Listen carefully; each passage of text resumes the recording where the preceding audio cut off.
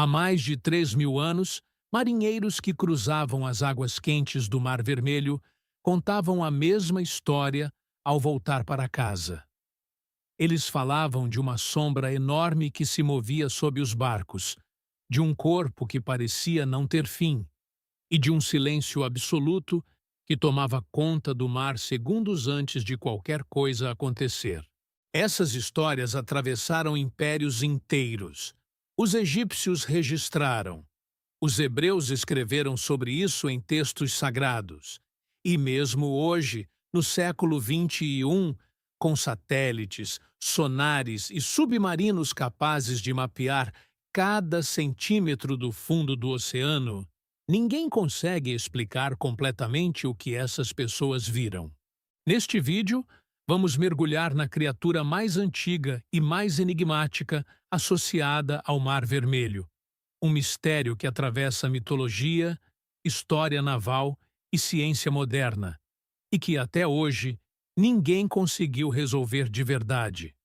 Em textos hebraicos antigos, existe uma palavra usada para descrever criaturas marinhas gigantescas: taninim. A palavra aparece em relatos que descrevem monstros do mar tão grandes que pareciam dominar as próprias águas por onde nadavam. O curioso é que essas descrições não vêm de um único lugar. Elas aparecem de forma independente em registros egípcios, mesopotâmicos e do território que hoje conhecemos como a região do Mar Vermelho. Culturas que nunca tiveram contato direto entre si descreveram, quase com os mesmos detalhes, uma criatura marinha descomunal, capaz de virar embarcações e desaparecer sem deixar vestígios. Como culturas tão distantes geograficamente chegaram a relatos tão parecidos? Essa é a primeira pergunta que ninguém conseguiu responder por completo. O Mar Vermelho não era um mar qualquer. Ele era uma das rotas comerciais mais movimentadas do mundo antigo, ligando o Egito à Arábia, à Índia e ao chifre da África. Milhares de embarcações cruzavam essas águas, transportando especiarias, ouro e incenso. E é exatamente nos registros dessas expedições comerciais que aparecem os relatos mais perturbadores. Diários de viagem descrevem águas que, de repente, ficavam estranhamente paradas. Tripulações relatavam uma sensação de estarem sendo observadas por baixo d'água, mesmo em pleno dia, em mar aberto, longe de qualquer costa. Alguns historiadores apontam que esses relatos podem ter origem em avistamentos reais de grandes predadores marinhos, como tubarões-baleia ou cardumes densos, se movendo em conjunto. Mas isso não explica um detalhe que se repete, quase palavra por palavra, em dezenas de registros separados por séculos. O tamanho descrito era simplesmente incompatível com qualquer espécie conhecida da época. Para entender por que o Mar Vermelho é um cenário tão propício para mistérios, é preciso entender sua geologia. Ele é, na verdade, um mar extremamente jovem em termos geológicos. Está se formando agora, resultado da separação lenta entre as placas tectônicas da África e da Arábia.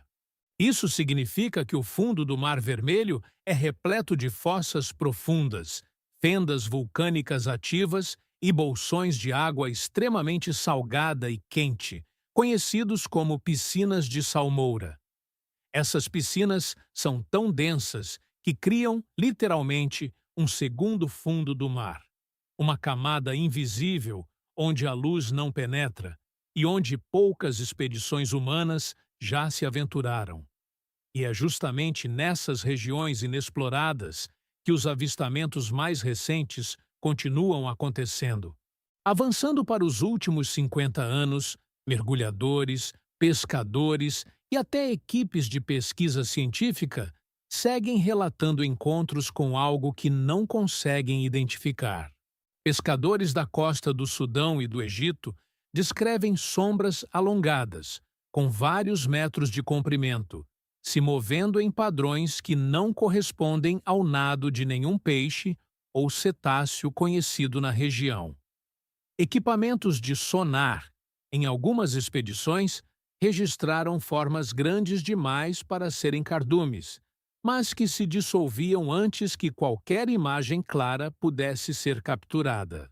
Nenhum desses relatos, isoladamente, prova a existência de uma criatura desconhecida, mas juntos eles formam um padrão. E é exatamente esse padrão que intriga tanto pesquisadores quanto curiosos. Histórias com milhares de anos de diferença descrevendo, essencialmente, a mesma coisa. Cientistas que estudam esses relatos costumam apontar algumas explicações plausíveis. A primeira é que remanescentes de espécies antigas, adaptadas às condições extremas das fossas profundas do Mar Vermelho, poderiam ter sobrevivido isoladas por milhares de anos, praticamente sem contato com o restante do oceano global. O isolamento geológico da região tornaria isso biologicamente possível. A segunda teoria envolve grandes predadores já conhecidos, mas raramente vistos, como certas espécies de tubarões de água profunda, que passam a maior parte da vida em zonas que os humanos praticamente nunca alcançam. E a terceira, mais intrigante de todas, sugere que as próprias condições únicas do Mar Vermelho, o calor extremo, a salinidade altíssima e as correntes incomuns, podem ter permitido a formação de ecossistemas isolados, com espécies que a ciência simplesmente ainda não catalogou.